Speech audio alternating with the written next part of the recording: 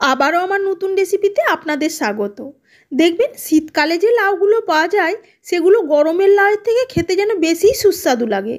তাই লাউ দিয়ে তৈরি করে ফেলবো এমন এক রেসিপি যেটার মধ্যে বাঙালির ইমোশন জড়িয়ে আছে। তাই স্কিপ না করে পুরো ভিডিওটা কন্টিনিউ করুন, আশা করি আপনাদেরও ভীষণ ভালো লাগবে। আর যদি রেসিপিটা ভালো লেগে থাকে তাহলে প্লিজ যারা এখনও আমার চ্যানেলটি সাবস্ক্রাইব করেননি তারা আমার চ্যানেলটা সাবস্ক্রাইব করে পাশে থাকা বেল আইকনটা প্রেস করে দেবেন এইরকমই সব নানা ধরনের রেসিপি পাওয়ার জন্য।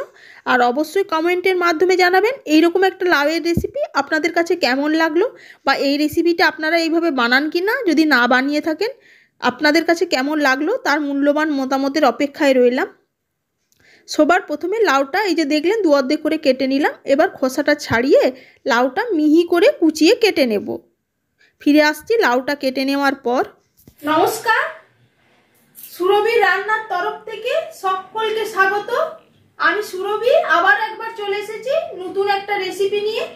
চলুন তাহলে রেসিপি শুরু করা যাক। দেখুন লাউটা কুচানো হয়ে গেছে। এই যে লাউটাকে কেটে ধুয়ে পরিষ্কার করে নিয়ে চলে এসেছি। এবার রান্নাটা করার জন্য গ্যাসে কড়াই বসিয়ে দিয়েছি। কড়াইটা ভালো মতো গরম হয়ে গেলে এর মধ্যে দিয়ে দিলাম সর্ষের তেল। আমি রান্নাটা সর্ষের তেলেই করব। এবার তেলটা ভালো মতো গরম হয়ে গেলে এর মধ্যে ফোড়ন হিসেবে দিয়ে দিলাম 1/2 চামচ 5 ফোড়ন। এবার ফোড়নটা ভালো মতো ভেজে নেব।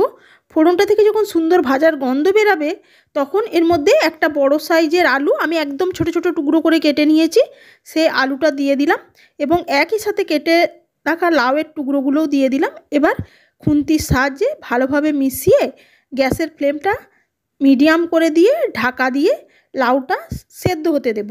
এইভাবে ঢাকা দেওয়ার কারণে লাউটা ভাজা ভাজাও হয়ে যাবে এবং লাউটা সেদ্ধও হয়ে যাবে। আর একদম কচি লাউ আছে, এতে কোনো জল দেওয়ার প্রয়োজন পড়বে না।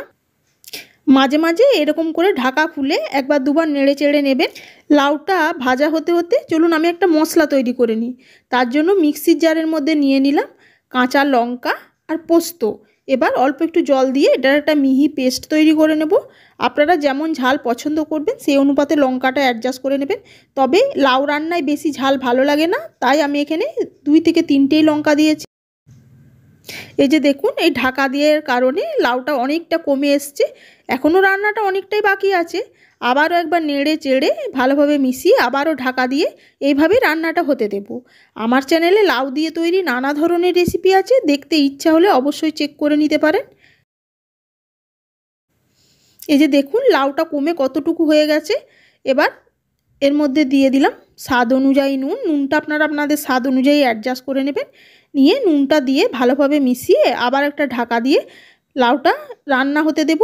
আমি দেখুন কোনো জলের ব্যবহার করিনি, লাউ থেকে যে জলটা বেরিয়েছে সেই জলটা দিয়েই পুরো রান্নাটা হচ্ছে। লাউটা পুরোই সেদ্ধ হয়ে গেছে, খুন্তির সাহায্যে হালকা ম্যাশ করে নেবেন। এবার এর মধ্যে দিয়ে দেব বেটে রাখা পোস্তটা। এবার পোস্তটা দিয়ে ভালোভাবে মিশিয়ে নেব। আর ওই মিক্সির জার ধুয়েই যে জলটুকু সেটুকু পোস্তর মধ্যে দিয়ে দেব। নিয়ে পোস্তটা ভালোভাবে ফুটিয়ে নাড়ে চেড়ে নামিয়ে নেব যতক্ষণ না জলটা একটু শুকনো শুকনো হচ্ছে। তবে অবশ্যই গ্যাসের ফ্লেমটা এই সময় লোতে রাখবেন। আর পোস্ত দিয়ে কিন্তু বেশিক্ষণ ফোটাবেন না। আর মিক্সির জার ধোয়া জল বলতে একদম বেশি জলও দেবেন না, অল্পই একটু জল দেবেন।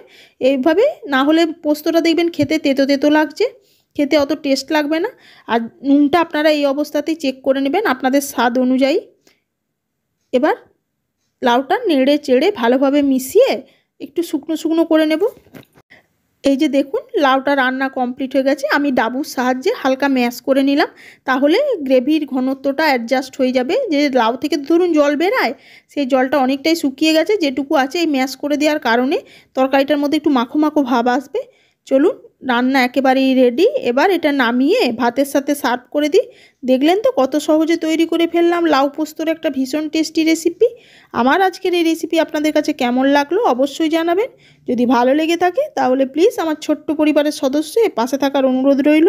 আজ তাহলে এটুকুই, আবার হাজির হয়ে যাব অন্য কোনো রেসিপির সাথে। আর আপনারা কী ধরনের রেসিপি দেখতে চান অবশ্যই কমেন্টের মাধ্যমে জানাবেন। সবাই ভালো থাকবেন, সুস্থ থাকবেন, ধন্যবাদ।